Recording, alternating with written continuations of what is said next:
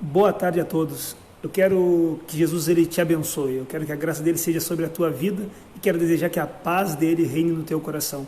Eu quero dividir uma palavra que Deus tocou meu coração nessa manhã e que se encontra em Mateus, capítulo 24, no versículo 4, onde nos diz assim: E Jesus respondendo disse-lhes: Acautelai-vos que ninguém vos engane, porque muitos virão em meu nome, dizendo: Eu sou o Cristo, e enganarão a muitos. Eu quero dividir essa mensagem que Deus tocou no meu coração quando Jesus fala sobre a mensagem profética, o sermão profético, e ele começa a falar como que seria o princípio das dores, que é o período que nós, a igreja, vivemos antes da volta de Cristo, antes dele nos levar para estar com eles. Eu queria falar desse primeiro termo que Jesus falou aqui sobre ter cautela. E ter cautela é estar com precaução, é para evitar o perigo, o dano, é ter cuidado, é ter prudência. Então Jesus estava nos convidando a ter isso, ser prudente, ter cuidado, evitar todo o dano que possa vir sobre nós. Jesus nos convidou a nos acautelai-vos. Ele diz: acautelai-vos, ou tendes cautela. E o que me chama a atenção é que Jesus diz assim: mas ter cautela do quê? Quando ele está anunciando que muitos virão e dirão que são ele, mas não serão. Ele diz assim: tomem cuidado com os falsos cristos, com aqueles que se dizem cristos e não são. Ele também dizem: olha, naqueles dias haverão guerras e rumores de guerra, mas não se desesperem, porque na verdade é necessário que isso aconteça e ainda não é o fim. Então Jesus vem nos ensinando como nós temos cautela para passarmos por esses momentos onde se chamam princípio das dores. E ele continua contando para os seus discípulos, e ele disse: olha, vai se levantar nação contra nação, reino contra reino, haverá fomes, pestes, terremotos em vários lugares, mas tudo isto é o princípio das dores. Jesus ele está nos anunciando de muitas dificuldades que a sua igreja, em meio ao tempo, o período que ela passaria sobre a terra, ela sofreria. E nós estamos passando momentos assim. E enquanto Cristo não voltar, a igreja passará por dificuldades, mas nós precisamos estar aqui tendo cuidado com o que nós ouvimos e aquilo que nós deixamos entrar no nosso coração. Nós precisamos guardar o nosso coração em Deus e termos cuidado de todo mal. Ele também diz assim: olha, e vocês vão ser presos e vão ser maltratados e até mesmo mortos, odiados por serem meus seguidores, Jesus disse. Então nós não podemos ser surpreendidos por muitas vezes vamos sofrer pelo amor de Cristo. E isso é uma mensagem que Cristo tem para nós. Ele disse que nós poderíamos passar dificuldades e ele disse para nós termos cautela e sermos prudentes. A Bíblia diz que o prudente, ele vê o mal e se desvia dele. Então nós precisamos nos desviarmos de todo o mal, de tudo que vem contra o nosso encontro, para estarmos preservados em Cristo. E ele continua ainda falando sobre a cautela e diz assim: olha, e vão vir falsos profetas, e esses vão pregar e vão enganar a muitos, e a maldade vai se espalhar de uma tal forma que o amor de muitos vai esfriar. Então nós precisamos ter cuidado daquilo que nós temos ouvido, nós precisamos ter cuidado daquilo que nós temos visto, porque a Bíblia diz que as más conversações corrompem os bons costumes. Nós precisamos ouvir a palavra de Deus e pôr um filtro no nosso coração para que só entre o que agrada a Deus. Nós precisamos ter verdadeiramente um discernimento espiritual da palavra, e quando nós estivermos em dúvida, nós precisamos ir para as Escrituras. Nós precisamos nos lembrar que a resposta para tudo em nossa vida está nas Escrituras. As Escrituras são nosso manual de regra e fé. E prosseguindo, ele diz que o amor de muitos iria esfriar por causa dessa multidão de iniquidade, do pecado, do engano sendo pregado por muitos. Porém, ele nos chama a atenção e diz: mas o que perseverar até o fim, esse será salvo. Então Jesus nos chama a prosseguir. Então eu te digo nessa noite: prossiga para o alvo. E Jesus é o alvo, ele é o autor e ele é o consumador da nossa fé. Jesus está dizendo para nós termos cautela, porque vão vir muitas coisas, vão vir pessoas pregando mentira, vão vir pessoas se dizendo Cristo, vai vir pestes, vai vir terremotos, vai vir guerras, rumores de guerra, muitas coisas. Mas nós precisamos estar focados, é isso que ele está dizendo. Quem tem cautela não se deixa abalar. Olha o que o salmista disse, ele disse: ainda que um exército me cercasse, o meu coração não iria temer, porque ele confiava em Deus. Quando nós confiamos em Deus, nós estamos alicerçados para alcançarmos a vitória. E nesse sermão profético, Jesus prossegue. E na mensagem, Jesus prossegue ensinando seus discípulos, e ele fala um termo muito importante, que ele fala sobre a vigilância, no capítulo 24 ainda. Ele fala sobre a importância de nós estarmos vigiando, estarmos atentos, estarmos preparados para os momentos difíceis. E ele diz, o dia e a hora da volta do Senhor Jesus, ninguém sabe. Ele anuncia que a vinda do Filho do Homem é um momento que ninguém sabe. Os homens não têm hora pré-estabelecida para isso, mas ele vai voltar. E ele diz que vai pegar muitos desapercebidos. Então Deus está nos convidando a estarmos atentos, estarmos como um sentinela, sem vacilar, sem dormir, sem tosquinejar, mas estar atento, aguardando Jesus, esperando por Ele, nos preparando por quantos dias são maus. E mais uma coisa me chamou a atenção nesse texto, a partir do versículo 37, que ele diz que nossos dias, as pessoas vão ser surpreendidas como foram as pessoas nos dias de Noé.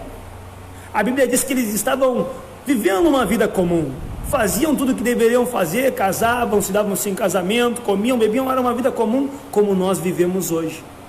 Porém, eles não estavam apercebidos, e a Bíblia diz que quando a porta da arca se fechou, aí eles se viram em apuros, mas já era tarde demais. Que nós possamos não ser surpreendidos, por isso Deus está nos convidando a vigiarmos. A Bíblia diz vigiai e orai, porque na verdade o espírito está pronto, mas a carne é fraca. Então nós precisamos estar vigilantes. Vigie, guarde o contato com Deus, guarde a comunhão com o Senhor. E ele também vai nos dizer assim, ele faz uma referência sobre o dono de uma casa. E ele diz que se o dono da casa soubesse a hora que viria o ladrão, ele estaria acordado e pegaria o ladrão. E nós precisamos estar despertados para a volta de Jesus, aguardando Ele ansiosamente. Ele está nos convidando para esperarmos e não sermos pegos desprevenidos. Deus está nos chamando para estarmos atentos. Deus te chama para estar atento, Deus me chama para estar atento nessa última hora. Ele já nos disse para estarmos com cautela, Ele agora nos diz para estar com vigilância, preparados, como quem sabe que a sua casa vai ser assaltada, sempre pronto para o combate. Eu quero falar da terceira situação que Jesus me chama a atenção no sermão profético, onde ele dá continuação, e ele vai falar sobre o cuidado com a hipocrisia. E o que seria hipocrisia? Hipocrisia é fingir, é dissimular, é ser falso. Então Jesus chama a atenção para nós não vivermos de aparência, para nós não mostrarmos algo que nós não somos, mas Deus quer verdade em nós. Deus quer que nós viemos praticar a verdade, que nós viemos ser verdadeiros cristãos e não falsos. E o que ele faz referência para falar sobre isso? Ele fala sobre dois servos. Ele fala sobre o servo fiel e sobre o servo infiel. Ele fala que o servo fiel, o seu senhor pode sair de casa, o seu senhor pode estar longe, mas quando ele voltar, o seu servo fez tudo o que o Senhor pediu. Porém o servo infiel, sabe o que ele fez? Ele fez tudo ao contrário, ele desobedeceu, ele não cumpriu o que lhe foi pedido, e esse é o servo infiel. E Jesus disse para nós tomarmos cuidado para não vivermos essa hipocrisia, para nós não sermos pegos desprevenidos. E ele disse que esse servo infiel foi pego desprevenido, e ele foi para um lugar de ranger de dentes. Mas Cristo tem preparado um lugar maravilhoso para nós, mas nós não podemos deixar a mentira habitar em nossos corações. Nós precisamos deixar a verdade reinar. Nós precisamos ser como foi o servo fiel, que mesmo na ausência do seu Senhor, ele era prudente. Então que nós sejamos prudentes no nosso trabalho, que nós sejamos prudentes na nossa casa, que nós sejamos prudentes entre os amigos, entre os colegas, onde não há nem mesmo um cristão, que sejamos apenas nós o cristão, mas que onde nós estivermos, nós viemos ser servos fiéis. Eu quero falar da quarta e última situação que Jesus me chamou a atenção nesse texto. Eu quero falar da última parte, que nos fala sobre a continuidade de estarmos nos preparando. Ou seja, estar nos preparando para nos encontrarmos com Cristo é um ato contínuo, é dia após dia. momento após momento, é vencendo cada instante. E ele me chamou a atenção quando ele fala sobre a preparação. Ele inicia o capítulo 25 de Mateus. E ele fala duas coisas interessantes, ele traz duas parábolas. Ele traz a parábola das 10 virgens e ele traz a parábola dos 10 talentos. E eu quero começar pelas 10 virgens, como Jesus salientou ali. E eu quero falar apenas das 5, as 5 prudentes, porque as loucas nós já sabemos qual foi o destino delas. Elas não se prepararam e pereceram. A Bíblia diz que a porta se fechou e elas gritavam: Senhor, abre-nos, abre-nos. Mas ele disse que não conhecia elas. Mas eu quero falar das 5 prudentes. E por que elas foram conhecidas? Por que Deus viu elas e as reconheceu como suas servas? Elas eram virgens prudentes e tinham consigo o azeite, é isso que a Bíblia nos fala, ou seja, elas estavam preparadas, elas estavam preocupadas. E nessas 5 moças eu vi 4 características interessantes. Elas eram preparadas, essa era a primeira característica. Elas estavam prontas para o momento, elas estavam de forma adequada, elas estavam esperando o seu Deus. A segunda característica que me chamou a atenção é que elas eram esperançosas. A Bíblia diz que o noivo tardou, mas elas tinham consigo azeite. Não importa quanto tempo tenha demorado, Cristo ele vai voltar. E elas tinham certeza disso. Tanto que ela carregava por onde ela ia, ela estava com o seu vasinho de azeite, ela estava com a sua reserva. Ela disse: não, o meu Cristo vai voltar. O meu Cristo em breve vai vir me buscar. E essa esperança que nós precisamos estar nos nossos corações. Nós precisamos estar preparados e cheios de esperança. Nosso coração precisa estar repleto de esperança, repleto de expectativas pela volta de Jesus. A igreja não pode perder o seu foco. É bom nós prosperarmos, é maravilhoso. É bom ter um bom casamento, é maravilhoso. É bom ter alegria na vida profissional, é maravilhoso. Mas o principal da igreja é aguardar por Cristo. É a mensagem Maranata, ora vem, Senhor Jesus. A terceira característica que me chama a atenção nessas virgens é que elas eram sinceras. Elas estavam preparadas e elas eram verdadeiras. As loucas dizem: divide conosco o teu azeite. Elas dizem: não, vocês têm que se prepararem. Mas nós já estamos preparados. Elas já estavam prontas para se encontrar com o seu Deus. E sinceridade quer dizer que a pessoa não usa uma máscara. Quer dizer que a pessoa não vive uma falsa vida. Não, ela viveu com integridade antes da vinda do noivo e estava pronta para a sua vinda.